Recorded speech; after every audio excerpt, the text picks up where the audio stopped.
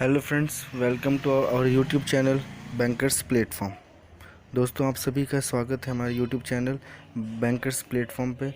जैसा कि आपने थंबनेल में देख लिया होगा, एसबीआई क्लर्क प्री एग्ज़ाम जो कि अभी हुआ नहीं है, उसका मैं एक्सपेक्टेड मैथ्स पेपर लेके आया हूँ। दोस्तों, आप इस पेपर को पूरा देखिए और अगर जिसने ये पेपर पूरा सॉल्व कर लिया तो समझ लीजिए उसके 25+ मार्क्स इस एग्ज़ाम में आसानी से आ जाएंगे। दोस्तों, तो ज़्यादा टाइम बर्बाद ना करते हुए मैं सीधे पेपर की तरफ आता हूँ। उससे पहले आपसे एक रिक्वेस्ट करता हूँ, प्लीज़ चैनल को लाइक, शेयर एंड सब्सक्राइब ज़रूर करें और बेल आइकन को प्रेस करें ताकि लेटेस्ट वीडियो की अपडेट आप तक जल्द तक पहुँच सके। दोस्तों, तो लेट्स स्टार्ट अवर वीडियो।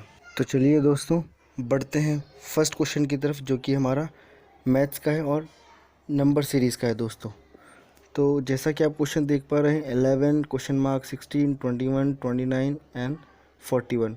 अब आप बताइए दोस्तों, इस क्वेश्चन मार्क की जगह क्या आएगा? तो दोस्तों, जब भी इस तरीके का कोई क्वेश्चन आता है तो आप इस ऐसे डिफरेंस में निकालिए। जहाँ पर डिफरेंस कम होता है, दो नंबर्स के बीच डिफरेंस कम होता है, तो आप इस तरीके से उसके अंदर डिफरेंस निकालिए। तो देखिए, फर्स्ट और लास्ट से शुरू कीजिए। दोस्तों, दो डिजिट आप छोड़ दीजिए इनिशियल वाले और लास्ट 3 डिजिट में डिफरेंस निकालिए। दोस्तों, तो 21 और 29 में डिफरेंस हो गया 8 का। उससे पहले 16 और 21 में हो गया 5 का। तो पहले 5 का डिफरेंस, फिर 8 का डिफरेंस और फिर 12 का डिफरेंस। तो क्या फ़र्क निकला? तो पहले 3 का, फिर 4 का। तो अब क्या होगा? इससे पहले 2 का होगा, तो 5 में से 2 माइनस करिए तो बचता है 3।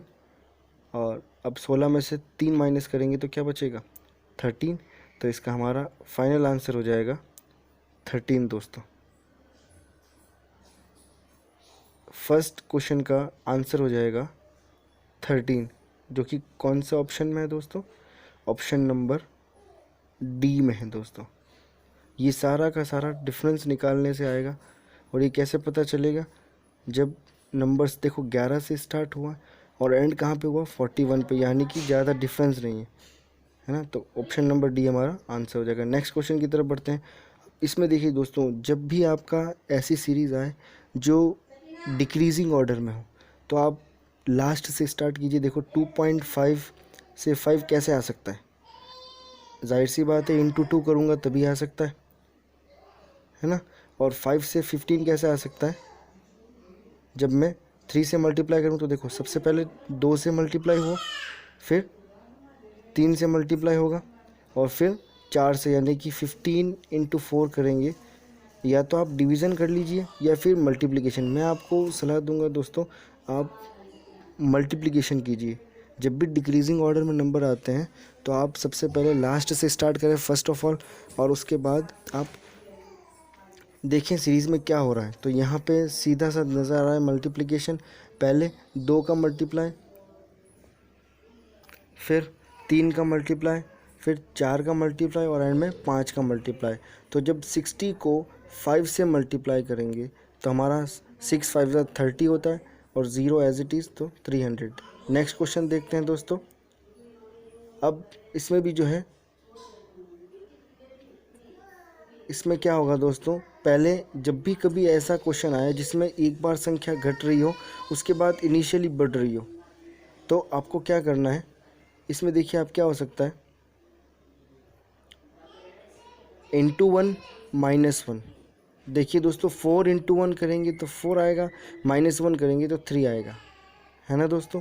फिर नेक्स्ट में क्या करेंगे? इंटू 2 -2, फिर उसके नेक्स्ट में इंटू 3 -3, फिर इंटू 4 -4। तो इंटू 4 -9 इंटू 4 किया, 9 चौक 36, -4 करेंगे तो 32 आएगा। तो नेक्स्ट जो आएगा वो हमारा इंटू 5 -5 से आएगा। तो देख रहे हैं दोस्तों आप नंबर सीरीज़ में किस तरीके से एसबीआई प्री में क्वेश्चन आते हैं। तो कितना इजी क्वेश्चन है दोस्तों, जो फटाक से मिनिमम 20 सेकेंड में भी नहीं हो जाता है दोस्तों। तो ऑप्शन बी करेक्ट हो जाएगा इसका, है ना। उसका आंसर क्या हो जाएगा? 155 दोस्तों। तो ये हो गया हमारा एक क्वेश्चन। बढ़ते हैं हमारे नेक्स्ट क्वेश्चन की तरफ दोस्तों। ये भी नंबर सीरीज़ का ही होगा दोस्तों। तो नंबर सीरीज़ के क्वेश्चन की तरफ बढ़ने से पहले मैं आपको बता दूं, 10 क्वेश्चन नंबर सीरीज़ के आते हैं दोस्तों। सिंप्लीफिकेशन के भी 10, नंबर सीरीज़ के भी 10, क्वाड्रेटिक इक्वेशन के 5, DI के 10। तो ये रेशियो रहता है दोस्तों हमारा SBI प्री में। और इस बार मानिए ये ऐसा ही पेपर आने वाला है। नेक्स्ट क्वेश्चन की तरफ देखो, जैसा कि आप देख पा रहे हैं 17.28 divided by question mark whole divided by 3.6 into 0.2 equals to 200। अब देखिए इस कितना प्यारा क्वेश्चन है दोस्तों। इसको सॉल्व करने के लिए आप राइट हैंड साइड में देख सकते हैं दोस्तों क्या करना होगा। इस सबको मैंने 200 से मल्टीप्लाई कर दिया, 3.6 इंटू 0.2 इंटू 200, और क्वेश्चन मार्क की जगह क्वेश्चन मार्क है तो ये सारा का सारा 17.28 के डिवीज़न में आ जाएगा, जो कि आंसर होगा 144। अब 17.28 में 144 का डिवाइड करेंगे तो आंसर जो है वो हमारा 0.12 आ जाएगा। कमेंट सेक्शन में बताइए दोस्तों ये क्वेश्चन आपने कितने सेकंड में किया और क्या अप्रोच आपने यहाँ पे अप्लाई की। ये जो क्वेश्चन देख पा रहे हैं 17.28 डिवाइडेड बाय क्वेश्चन मार्क, तो आंसर जो है वो फाइनल आ जाएगा 0.12 दोस्तों। कमेंट सेक्शन में आप ज़रूर बताएं। नेक्स्ट क्वेश्चन की तरफ बढ़ते हैं। 486 divided by question mark into 7392 divided by 66 equals to 1008। Video को यहीं पॉज करें और आप बताएं कैसे आपका आंसर आएगा दोस्तों। तो इस तरीके का क्वेश्चन करने के लिए जो मेरी अप्रोच है वो भी आप देख सकते हैं कि मैंने क्या अप्रोच लगाई है ऐसे क्वेश्चन में। देखिए दोस्तों 486 divided by question mark multiply 7392 divided by 66 equals to 1008। तो देखो सबसे पहले मैंने क्या किया है, इस 7392 डिवाइड बाय 66 है ना, उसको मैं डिवाइड करके उस साइड ले गया, उस साइड ले जाऊंगा तो हमारा आंसर क्या आ जाएगा, 66 से ये कट गया पूरा 112 आ जाएगा।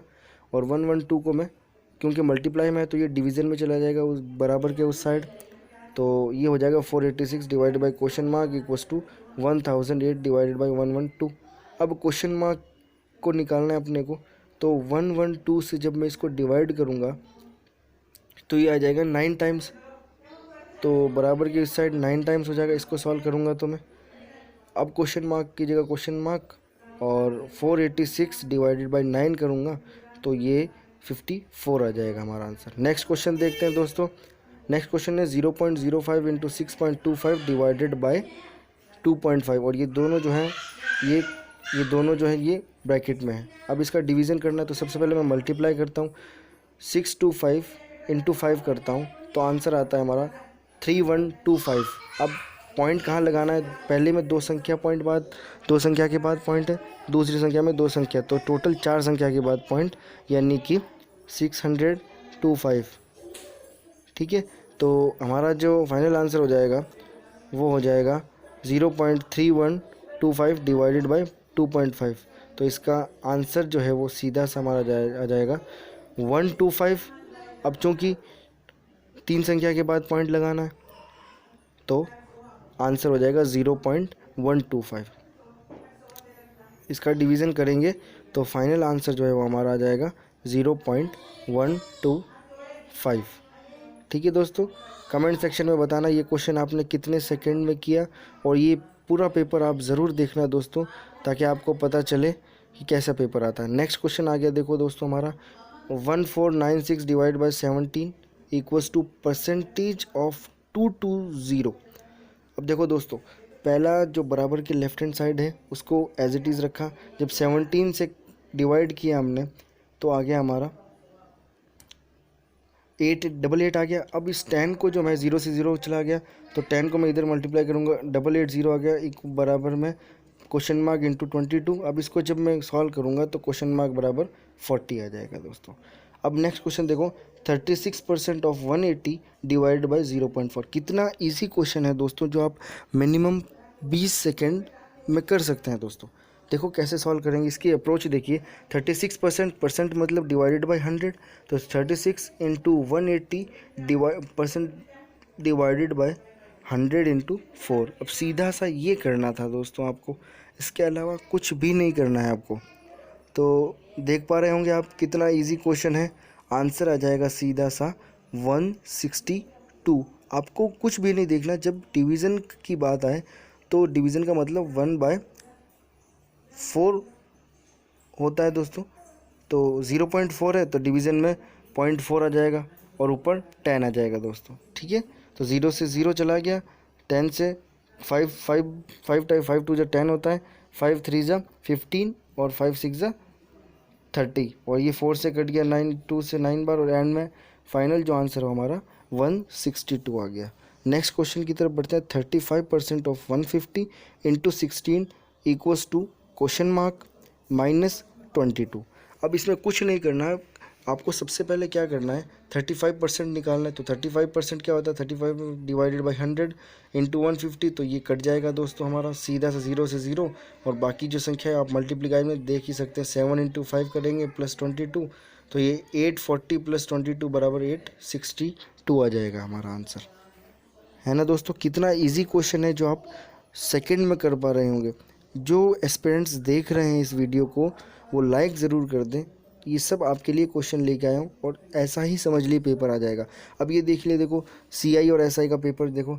Difference of the compound interest received in first year and second year at 20% per annum at CI is rate 1200, then find the sum. चक्रवर्ती ब्याज में प्रथम वर्ष और द्वितीय वर्ष में 20% प्रति वर्ष की दर से प्राप्त चक्रवर्ती ब्याज का अंतर 1200 रुपये है, तो मूलधन ज्ञात कीजिए। यहाँ आपको मूलधन निकालना है दोस्तों। तो CI और SI का ये सबसे बेस्ट क्वेश्चन है और बहुत ही अच्छा क्वेश्चन है दोस्तों। आप देखिएगा, देखो क्या होता है कि चक्रवर्ती ब्याज जो है ना, पहले वर्ष तो 20% ही लगेगा और दूसरी बार जो लगेगा वो चक्रवर्ती ब्याज जो है ना वो ब्याज पर ब्याज लगता है। तो पहली साल जो लगा वो था हमारा 20%। देखिए दोस्तों, फर्स्ट ईयर में 20% लगा, सेकेंड ईयर में 20% तो लगेगा ही लगेगा, इसके अलावा 20% पर भी 20% लगेगा, तो वो हमारा क्या हो जाएगा 4। तो 20 + 4 हो गया 24। तो 24 देखो अंतर जो है ना, अंतर लाभ हानि या कम ज़्यादा अधिक कम, ये सब हमें अंतर दिखाता है। तो अंतर हमारा 1200 है। परसेंटेज में अंतर कितना है 24 और 20 में कितना अंतर आ गया 4 का, तो 4% 200 की 1200 के बराबर है। तो ध्यान दीजिएगा दोस्तों, 4% कहाँ से आया 24 - 20, ये परसेंटेज में डिफरेंस है और पैसों में कितना अंतर है 1200 का। तो 4% जब हमारा 1200 के इक्वल है तो 1% जो है वो हमारा 1% हमारा 300 के बराबर है। तो 1% जब 300 के बराबर है तो मूलधन निकालना यानी कि 100% वैल्यू निकालनी। तो 100% हमारा आ जाएगा 30,000। ठीक है दोस्तों, तो ये क्वेश्चन दिखने में कितना डिफ़िकल्ट लग रहा था, लेकिन यह अंतर ही मेन डिफरेंस है कि अंतर जो है वो उसी को आपको ध्यान में रखना है। तो 100% की वैल्यू 30,000 आ जाएगी दोस्तों। कितना इजी है ये क्वेश्चन, आपने कितने सेकंड में किया मुझे कमेंट सेक्शन में ज़रूर बताएं दोस्तों, ताकि जो एग्ज़ाम है उसमें आप कितना स्कोर कर पाएंगे मुझे वो भी बताइएगा एंड में।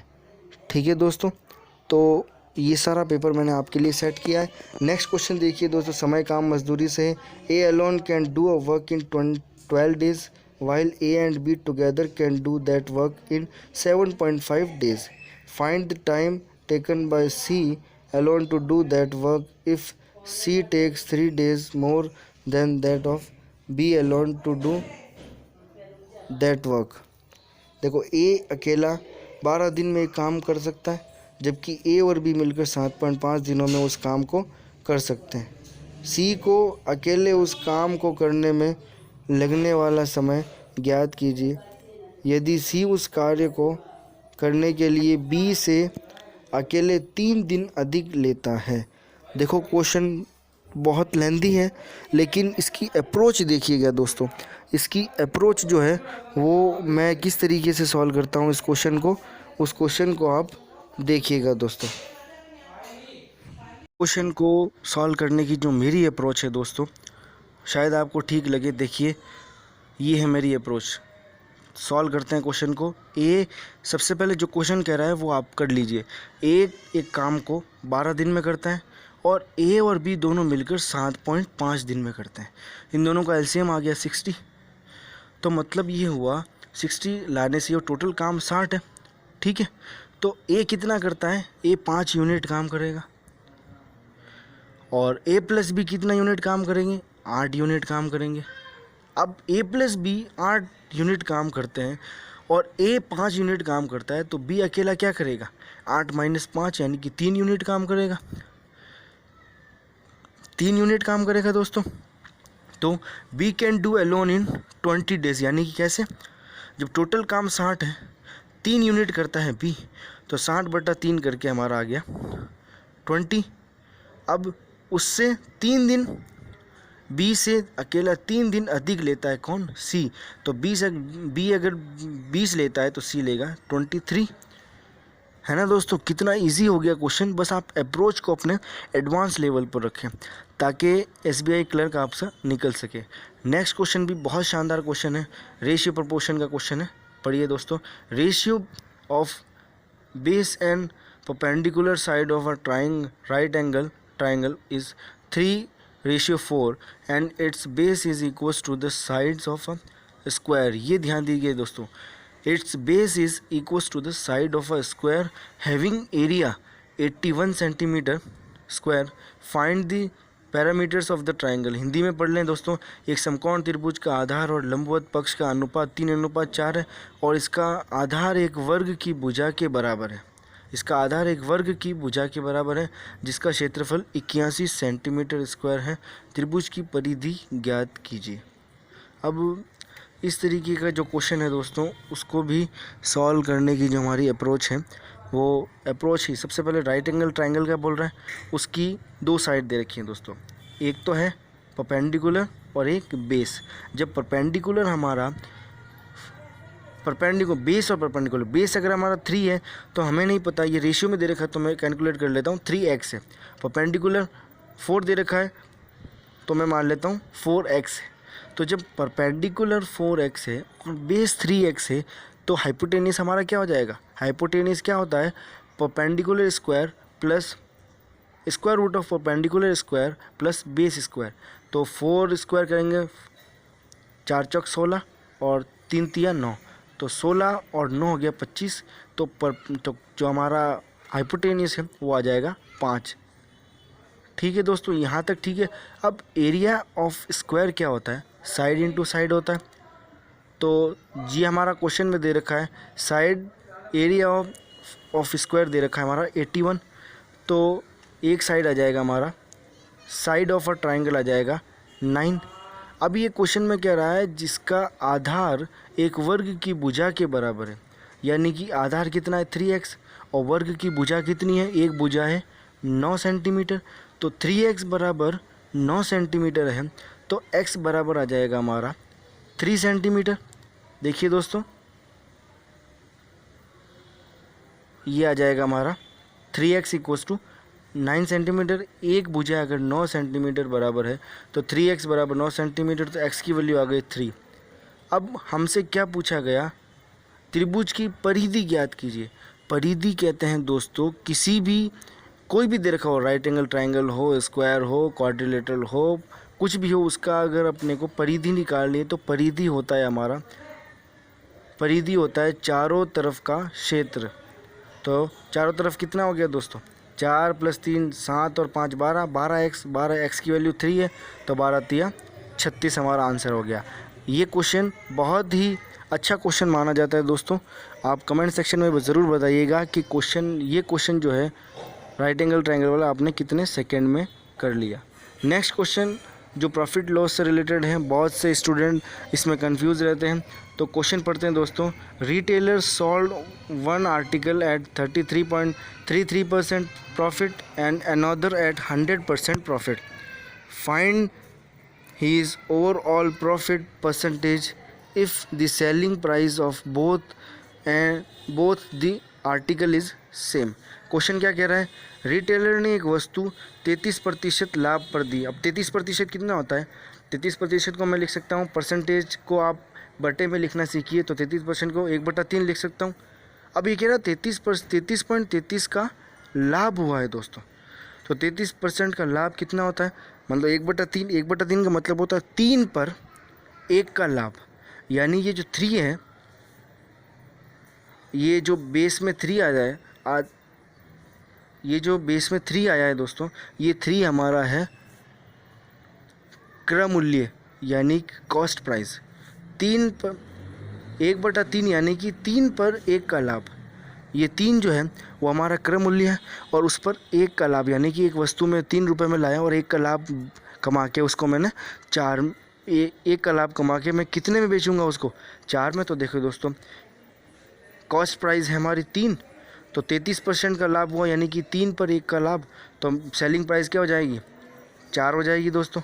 और दूसरा क्वेश्चन ये कह रहा है और दूसरी 100% लाभ पर बेचा, यानी कि 100% लाभ हुआ। 100% को मैं बटे में कैसे लिख सकता हूँ? परसेंटेज को बटे में कैसे लिखूँगा? 100% डिवाइडेड बाई 100, यानी 1 पर 1 का लाभ, 1/1। तो 1 पर 1 का लाभ कहाँ पहुँचे? 2 पर, यानी कि 1 में मैं लाया और 1 का लाभ लेकर मैंने उसको बेच दिया, यानी कि 2 में बेच दिया। तो 1/2, यानी कि 1 तो हो गया हमारा सेलिंग प्राइस और 2 हो गया हमारा कॉस्ट प्राइस। जैसा कि ऊपर आप देख पा रहे होंगे 1/3, यानी कि 3 जो है वो हमारा, मैं आपको पहले ही बता चुका हूँ, कॉस्ट प्राइस है और 1 हो गया हमारा प्रॉफिट। तो 3 पर 1 का लाभ 3 और 4 हो गया। पहला देखिए दोस्तों, 33% लाभ का, कॉस्ट प्राइस है 3, सेलिंग प्राइस है 4। ठीक है दोस्तों। और जब सेकंड की बात करते हैं 100% लाभ पर बेचा, तो 100% लाभ पर बेचा तो दूसरा हो जाएगा हमारा 1 में लाया और 2 में बेचा, जब भी तो उसको 1 का लाभ होगा ना, 1 पर 1 का लाभ। तो 1 में लाया और 2 में बेचा, यहाँ 1 हो जाएगा हमारा कॉस्ट प्राइस और 2 हो जाएगा हमारा सेलिंग प्राइस। ये जो क्वेश्चन कह रहा है दोस्तों, उसी के अकॉर्डिंग हमने स्टेप बाय स्टेप किया है। ठीक है। अब जब कॉस्ट प्राइस 3 और सेलिंग प्राइस 4 है, अब आगे पढ़ते हैं। क्या कहते हैं? यदि वस्तु का विक्रय मूल्य दोनों समान हो, यानी कि selling price of both percentage is equal, यानी कि देखो यहाँ पे इक्वल नहीं है ना, 4 और 2 आ रहा है, तो इक्वल करने के लिए मैं क्या करूँगा? 2 से मल्टीप्लाई कर दूंगा दूसरे परसेंटेज को, उससे क्या होगा? दोनों की सेलिंग प्राइस इक्वल हो जाएगी। अब सेलिंग प्राइस इक्वल होने के बाद क्या कहते हैं? तो उसका समग्र लाभ प्रतिशत निकालो। तो लाभ कितना हो जाएगा? सेलिंग प्राइस कितनी हो जाएगी? टोटल 3 + 2 5 हो जाएगी और कॉस्ट प्राइस 5 हो जाएगी और सेलिंग प्राइस हो जाएगी 8। तो 5 पर 8 का लाभ, तो अंतर कितना आया? 3 का, डिवाइडेड बाई 5 इंटू 100 करेंगे, तो यानी आंसर हमारा समग्र लाभ प्रतिशत कितना हो जाएगा? 60%। ये क्वेश्चन किसने 30 सेकेंड में कर लिया वो अपना नाम लिखे और थम्स अप करें। ठीक है दोस्तों। अब अगर मैं इतना एफर्ट आपके लिए लगा रहा हूँ तो आप थोड़ा बहुत एफर्ट मेरे लिए कर ही सकते हैं ना, थम इम्प्रेस करके। तो नेक्स्ट क्वेश्चन देखिए दोस्तों। A mixture has milk and water in the ratio 4:1 when 50% of the mixture is taken out and replaced by 24 liter of water, then the ratio of the milk to water in the mixture becomes 1:1. Find initial quantity of mixture. Hindi medium वाले सुन ले। मिश्रण में दूध और पानी का अनुपात 4:1 होता है। जब मिश्रण का 50% निकाल लिया जाता है तो इसे 24 लीटर पानी में बदल दिया जाता है। तो मिश्रण में पानी के लिए दूध का अनुपात 1:1 हो जाता है। तो मिश्रण की प्रारंभिक वैल्यू निकालिए। तो देखो दोस्तों, सीधी सी हमारी अप्रोच ये है, मिल्क और वाटर लिख लिया। पहले ये कह रहा है कि मिल्क 4:1 था, टोटल मिल्क कितना था, टोटल वाटर कितना था पता नहीं, लेकिन हमने इसको x मान के 4x:1x कर दिया। अब ये कह रहा है 50% of mixture is taken out and replace by 24 litres. मतलब क्या कह रहा है? जो परसेंटेज दे रखा है अपने को, रेशियो दे रखा है, उसी का 50% उसने निकाला है और ये उसको 24 लीटर में वाटर में बदल रहा है। तो देखो दोस्तों, पहले क्या था 4x और 4x का 50% क्या हो गया 2x, और वाटर था 1x का 50% 0.5 हो गया दोस्तों। अब ये किसके बराबर है? ये कह रहा है क्या और इसे 24 लीटर पानी में बदल दिया जाता है। तो पहले कितना था, अब कितना हो गया? पानी में बदल दिया जाता है ना, तो तो पहले 0.5x था, 50% निकाल लिया ना, तो अब कितना बचा वाटर, 0.5x। इसमें 24 लीटर पानी और मिला दिया, तो ये किसके इक्वल हो गया, डिवाइडेड बाय 2x के, जो बाद में इसका रेशियो कितना बन गया, 1:1। वाटर और मिल्क का रेशियो दे रखा है 1:1, तो इसमें इसलिए हमने वाटर और मिल्क का रेशियो ऐसे बना दिया दोस्तों। तो ये 0.5x plus 24 divided by 2x बराबर 1:1 है। तो इसको जब सॉल्व किया तो x की वैल्यू आ गई हमारे 16। अब 16 ये क्वेश्चन कह रहा है कि find initial quantity of mixture. पहले क्वांटिटी कितनी थी, 4:1, यानी कि 4 और 1 5 होगी टोटल। तो 5x थी, x की वैल्यू 16 है, तो 16 पंजे 80 लीटर, यानी कि टोटल जो है वो पहले 80 लीटर मिक्सचर था। अब ये क्वेश्चन ख़त्म होकर अब आते हैं क्वाड्रेटिक इक्वेशन के क्वेश्चन। ये क्वेश्चन बहुत इजी दोस्तों कब हो जाएंगे, जब आप मेरी वीडियो पूरी देखेंगे। मैंने एक वीडियो क्वाड्रेटिक इक्वेशन पर डाली, आप ज़रूर देखें उस वीडियो को और उसका रेस्पॉन्स भी दें। देखो सबसे पहले इसमें क्या होता है, आप साइन कन्वर्जन सीख लीजिए। साइन कन्वर्जन क्या होता है, जैसे x² - 3x + 40 है, तो उसको मैं कैसे लिख सकता हूँ, माइनस जब भी पहला होगा, पहला साइन अपना साइन चेंज करेगा। जैसे माइनस है तो प्लस हो गया, प्लस होगा तो माइनस, यहाँ पे माइनस है तो प्लस में कन्वर्ट हो गया। अब देखो 40, ये 8 और 5 कहाँ से आया वो मैं आपको बताता हूँ दोस्तों। गुना करने पर 40 आना चाहिए, जोड़ने पर या घटाने पर 13 आना चाहिए, तो 8 पंजे 40 होता है, ठीक है दोस्तों। और प्लस कहाँ से आया, माइनस मैंने बोला पहला जो साइन होगा वो चेंज होगा, और दूसरा जो है वो पहले को देखकर चेंज होगा। पहला अगर प्लस है तो चेंज होगा, नहीं तो एज इट इज़ रहेगा। तो देखो दोनों का साइन आ गया, 8 और 5 में प्लस प्लस का। दूसरा देखें तो 15 दूना 30 होता है, तो 30 गुना करने पर मल्टीप्लाई करने पर 30 आना चाहिए, और जोड़ या घटाने पर 1 आना चाहिए। ऐसे कौन से दो नंबर हैं, मल्टीप्लाई करें तो 30 आए, 6 और 5 होगा बिल्कुल। तो मैंने 6 और 5 सबसे पहले लिख लिया। उसके बाद आपको क्या करना है, साइन कन्वर्जन देखना है। पहले माइनस है तो पहला साइन चेंज होता है, माइनस का हो गया प्लस, और दूसरा साइन पहले को देखकर चेंज होता है। अगर पहले प्लस हुआ तो वो चेंज होगा, नहीं तो सेम रहेगा। तो नहीं तो सेम आ गया, देखो माइनस का 5 आ गया। अब जो y² के मल्टीप्लाई में है उसको y² का कोफिशिएंट उसको डिवाइड कर दीजिए, तो आ गया हमारा 3। 6 डिवाइडेड बाई 2 आ गया 3, -5 डिवाइडेड बाई 2 आ गया। अब देखो ऊपर वाली संख्या दोनों प्लस में है, नीचे वाले एक प्लस एक माइनस में। अब कंपेयर कैसे करते हैं, 8 को कंपेयर करो 6/3 से, 8 को कंपेयर करो 5/2 से, तो ये दोनों में ग्रेटर है, और 5 को कंपेयर करेंगे इससे दोनों से, तो ये भी ग्रेटर है। तो इसका मतलब है x is greater than y हमारा आंसर हो जाएगा। इसी तरीके से नेक्स्ट क्वेश्चन देखते हैं दोस्तों।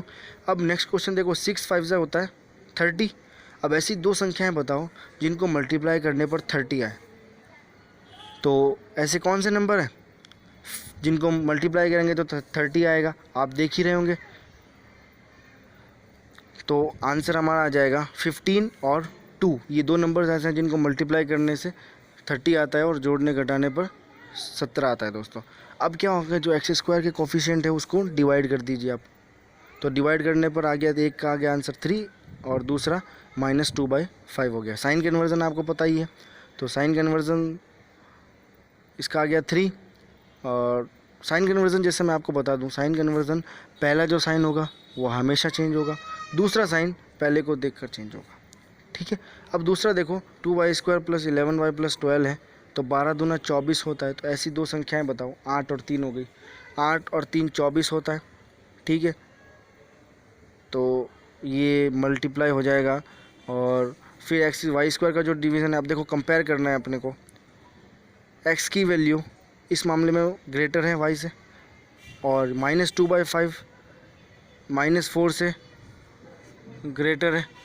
अब देखो दोनों से कंपेयर हो गई, इससे भी कंपेयर और उससे भी कंपेयर हो गई, तो आंसर जो है फर्स्ट कंडीशन में हमारा x ग्रेटर देन y आएगा, और एक बार y ग्रेटर देन x होगा। तो इसका आंसर हो जाएगा C and D, यानी कि कैन नॉट डिटरमाइन, ठीक है दोस्तों। नेक्स्ट क्वेश्चन की तरफ बढ़ते हैं, और नेक्स्ट क्वेश्चन जो है वो हमारा आपकी स्क्रीन पर ये रहा दोस्तों। ये है हमारा DI के क्वेश्चन, जो लास्ट 5 क्वेश्चन बचे हैं वो मैं आपको करवा देता हूँ। क्वेश्चन कह रहा, find the average number of books read bye A, C and D इन 2005। अब जो डार्क ब्लैक में आपको दिख रहे हैं वो 2005 है, और जो ज़्यादा डार्क नहीं है वो है 2006। अब देखो ये कह रहा है ए सी एंड डी में 2015 में ए सी और डी ने एवरेज नंबर कितनी बुकें पढ़ी है, वो है उसका एवरेज निकालना है। तो सबसे पहले देख लें दोस्तों, आपको क्लियर दिख रहा होगा ए सी और डी की बात होती है। ए कितना है 70 है ना, ये 10 से स्टार्ट 10 20 30 से स्टार्ट हो रहा है, और 10 के बीच अगर लाइन है हमारी 1 2 3 4 लाइन है, तो एक लाइन हो गई 2 की होगी दोस्तों, ठीक है। तो यहाँ पे 72 हो गया ए की वैल्यू, है ना दोस्तों। A find average number of books read by A C and D in 2005। तो ये हो गया, ए की वैल्यू आ गई 72, ठीक है। अब सी की वो कितनी आएगी 60 आएगी, और डी की आएगी हमारे 48, सॉरी मैं गलत देखा, मैंने बी को देख लिया था। सी की वैल्यू आएगी हमारे 90। तो 72 + 90 + 48 डिवाइडेड बाय 3, तो हमारा आंसर आ जाएगा 70। Option number B is correct answer, ठीक है दोस्तों। अब नेक्स्ट क्वेश्चन भी जो है वो हमारा डीआई से रिलेटेड। डीआई बहुत अच्छा टॉपिक है दोस्तों। ये देखो, find the ratio of the book read by B and C together in 2005। 2005 में बी और सी ने दोनों साथ में कितनी पढ़ी हैं बुकें। तो बी की वैल्यू आ जाएगी 60 और सी की वैल्यू हमने अभी निकाली 90, तो 60 + 90 हो गया 150। ये तो 2005 की बात हो गई। अब बात करते हैं ए और डी की, जो उन्होंने 2006 में पढ़ी थी बुकें टोटल, तो वो हो जाएगी हमारी 160 हो जाएगी। और तो दोस्तों ये क्वेश्चन 150 रेशियो 160 क्या फर्स्ट का, तो बी और सी टुगेदर पढ़ते हैं। इसको अगर हम रेशियो में निकालेंगे तो 15 एंड 16 हो जाएगा, ठीक है। अब नेक्स्ट क्वेश्चन देखते हैं। Books read by B and C together in 2006 are what % of books read by B in 2005। B और सी टुगेदर कितना पढ़ते हैं, बी और सी का टुगेदर करें तो 78 के अप्रॉक्स आ जाता है हमारा, प्लस 72, ये हो गया 150 दोनों का, बी और सी का, जो 2006 में बुकें पढ़ते हैं। अब ये कितना % है जो 2005 में बी पढ़ता है। बी 2005 में कितना पढ़ता है 60 पढ़ता है, बी इन 2005 होगा 60।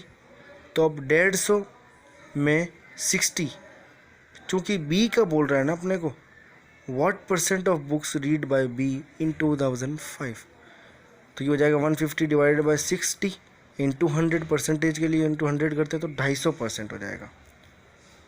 2005 में बी ने जो बुकें पढ़ी है उसका 250% है, बी और सी ने जो 2006 में पढ़ी है दोस्तों। सीधी सी गणित है दोस्तों।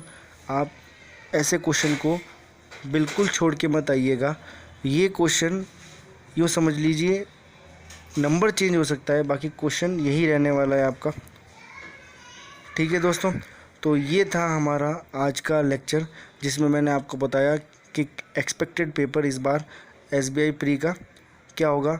आप हमें कमेंट सेक्शन में इसका फीडबैक ज़रूर दें और मेरे चैनल को लाइक शेयर एंड सब्सक्राइब ज़रूर करें। मैं जल्द से जल्द इसके और वीडियो लेकर